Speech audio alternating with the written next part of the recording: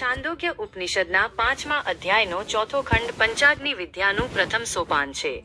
અહીંથી જ્ઞાનની એક ગૂઢ યાત્રા શરૂ થાય છે, જે સમજાવે છે કે આ આખું બ્રહ્માંડ એક મહાન યજ્ઞ છે. રાજા પ્રવાહણ જયબલી ગૌતમ ઋષિને સમજાવે છે કે સૃષ્ટિના વિવિધ સ્તરોમાં કેવી રીતે ઉર્જાનું રૂપાંતરણ થાય છે. આ લેખમાં આપણે પ્રથમ અગ્નિ એટલે કે દ્યુલોક, પરલોક, સ્વર્ગ અને તેમાં અપાતી શ્રદ્ધાની આહુતિ વિશે અત્યંત ગહન અને વિસ્તૃત ચર્ચા કરીશું. પ્રથમ અગ્નિ, દ્યુલોક અને સોમ રાજાનું રહસ્ય. અધ્યાય 5 ખંડ 4. 1. પંચાગ્નિ વિદ્યાનો દાર્શનિક પાયો. પંચાગ્નિ વિદ્યા એ સમજાવે છે કે જીવ જ્યારે પૃથ્વી પરથી વિદાય લે છે, ત્યારે તે 5 અલગ અલગ તબક્કાઓ અગ્નિઓમાંથી પસાર થાય છે. ઉપનિષદના ઋષિઓ કુદરતી પ્રક્રિયાઓને યજ્ઞના રૂપમાં જુએ છે. સામાન્ય રીતે યજ્ઞમાં અગ્નિ હોય, લાકડા, સમિધ હોય, ધુમાડો હોય અને આહુતિ આપવાથી કંઈક નવું ઉત્પન્ન થાય. રાજા પ્રવાહણ કહે છે કે આ આખું બ્રહ્માંડ પણ આવો જ એક યજ્ઞ છે. 2. પ્રથમ અગ્નિ, દ્યુલોક, ધ સેલેસ્ટિયલ ફાયર. રાજા પ્રવાહણ કહે છે, અસૌ વાવ લોકો ગૌતમાગ્નિસ્તાસ્ય આદિત્ય એવ સમેત.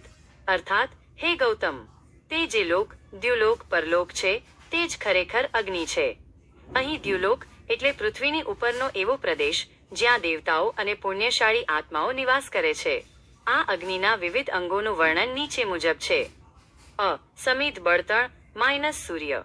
સામાન્ય અગ્નિને પ્રજ્વલિત રાખવા માટે લાકડાની જરૂર પડે છે, પણ આ બ્રહ્માંડીય અગ્નિમાં આદિત્ય, સૂર્ય એ સમિધ છે. સૂર્યના કારણે જ આ આખા બ્રહ્માંડમાં ઉર્જા અને પ્રકાશ ફેલાયેલો રહે છે. સૂર્ય વગર આ દ્યુલોક અંધકારમય અને અર્થહીન બની જાય. બી. ધુમાડો - કિરણો. જેમ અગ્નિમાંથી ધુમાડો નીકળે છે, તેમ સૂર્યમાંથી નીકળતા કિરણો, રશ્મિયા, એ આ યજ્ઞનો ધુમાડો છે.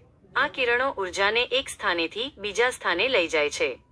ક્યુ. જ્વાળા, ફ્લેમ - દિવસ. અગ્નિની લપટો જે પ્રકાશ આપે છે, તે આ દ્યુલોક રૂપી અગ્નિમાં દિવસ છે. દિવસ એ પ્રકાશનું પ્રતીક છે, જે જગતને પ્રગટ કરે છે.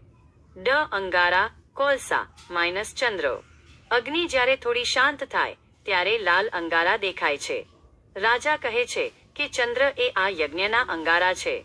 ચંદ્ર શીતળ હોવા છતાં રાત્રિના પ્રકાશનું કેન્દ્ર છે. ઈ. તણખા, નક્ષત્રો, તારા. અગ્નિમાંથી નાના નાના તણખા ઉડે છે, જે આ આકાશમાં ટમટમતા તારા અને નક્ષત્રો છે. યજ્ઞનું અંગ, દ્યુલોક. પ્રથમ અગ્નિ, અગ્નિ, દ્યુલોક, પરલોક, સમિધ, બળતણ, સૂર્ય, આદિત્ય, ધુમાડો, કિરણો, જ્વાળા, દિવસ, અંગારા, ચંદ્ર, તણખા, નક્ષત્રો, તારલા. 3. શ્રદ્ધાની આહુતિ, ધ સેક્રિફાઇસ ઓફ ફેથ. હવે પ્રશ્ન એ થાય કે આ અગ્નિમાં આહુતિ શું આપવામાં આવે છે. રાજા કહે છે, તસ્મિન્ને તસ્મિન્નગ્નો દેવાહ શ્રદ્ધા જુહવતી. તે આ અગ્નિમાં દેવતાઓ શ્રદ્ધાની આહુતિ આપે છે. શ્રદ્ધા એટલે શું? અહીં શ્રદ્ધા એટલે માત્ર ભરોસો કે વિશ્વાસ નથી. ઉપનિષદમાં શ્રદ્ધા એક સૂક્ષ્મ પદાર્થ છે.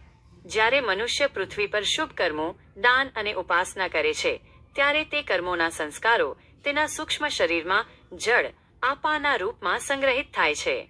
આ પવિત્ર કર્મોના સારને જ શ્રદ્ધા કહેવામાં આવે છે. જ્યારે જીવ મૃત્યુ પામીને ઉપર જાય છે, ત્યારે દેવતાઓ, કુદરતી શક્તિઓ, તે જીવના કર્મોના ભાથાને, શ્રદ્ધાને આ દ્યુલોકની અગ્નિમાં હોમે છે. 4. સોમ રાજાની ઉત્પત્તિ. આ યજ્ઞનું ફળ શું મળે છે? રાજા પ્રવાહણ કહે છે, તસ્યા આહુતે સોમો રાજા સંભવતી. તે આહુતિમાંથી સોમ રાજા ઉત્પન્ન થાય છે. સોમ રાજાનો ગૂઢ અર્થ. 1. અમૃતમય અવસ્થા. સોમ એ આનંદ અને અમૃતનું પ્રતીક છે. શ્રદ્ધાની આહુતિ આપવાથી જીવ સોમ એટલે કે એક દિવ્ય અને તેજસ્વી રૂપ ધારણ કરે છે. 2. ચંદ્રલોકની પ્રાપ્તિ. પુરાણોમાં પણ વર્ણન છે કે પુણ્યશાળી જીવો ચંદ્રલોકમાં જઈને અમૃતનો અનુભવ કરે છે. સોમ રાજા બનવું એટલે કે જીવ હવે ભોગ અને આનંદની પરાકાષ્ઠાએ પહોંચ્યો છે. 3. બીજનું નિર્માણ. આ સોમ રાજા એ જીવની તે અવસ્થા છે, જ્યાંથી તે ફરીથી પૃથ્વી તરફ આવવાની તૈયારી કરે છે. આ એક સૂક્ષ્મ બીજ છે, જે આગામી અગ્નિમાં હોમાશે. 5. આધ્યાત્મિક વિશ્લેષણ. શા માટે આ જ્ઞાન જરૂરી છે? આ ખંડ આપણને સમજાવે છે કે આપણું જીવન પૃથ્વી પર પૂરું નથી થઈ જતું. આપણા કર્મો શ્રદ્ધા આકાશમાં આહુતિ બનીને પ્રગટે છે. ઉર્જાનો અવિનાશી નિયમ. આધુનિક વિજ્ઞાન કહે છે કે ઉર્જા ક્યારેય નાશ પામતી નથી, તે માત્ર રૂપ બદલે છે.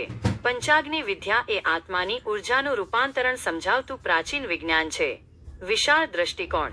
મનુષ્ય પોતાની જાતને માત્ર હાડકાં અને માંસનું પૂતળું ન માને, પણ પોતાને આ અનંત બ્રહ્માંડીય યજ્ઞનો એક ભાગ માને, તે જ આ ખંડનું લક્ષ્ય છે. 6. પંચાગ્નિનો ક્રમ. The descent begins. સોમ રાજા એ આકાશના સ્તરે છે, પણ જીવને તો પૃથ્વી પર આવવું છે. તેથી સોમ રાજા હવે બીજા અગ્નિમાં હોમાશે. 1. પ્રથમ અગ્નિ. દ્યુલોક આકાશથી વધુ ફળ સોમ રાજા. 2. બીજી અગ્નિ. પર્જન્ય વાદળ. હવે સોમ રાજા વાદળમાં હોમાશે અને તેમાંથી વરસાદ રેન બનશે. 7. નિષ્કર્ષ. છાંદોગ્ય ઉપનિષદનો આ ચોથો ખંડ આપણને આશ્ચર્યચકિત કરે છે. તે બતાવે છે કે કેવી રીતે આકાશમાં સૂર્ય, દિવસ અને નક્ષત્રો એક પવિત્ર યજ્ઞશાળા તરીકે કાર્ય કરે છે. શ્રદ્ધા એટલે કે આપણા જીવનભરના સદ્ગુણો ત્યાં આહુતિ રૂપે અપાય છે અને તેમાંથી આપણે એક તેજસ્વી સોમ અવસ્થા પ્રાપ્ત કરીએ છીએ.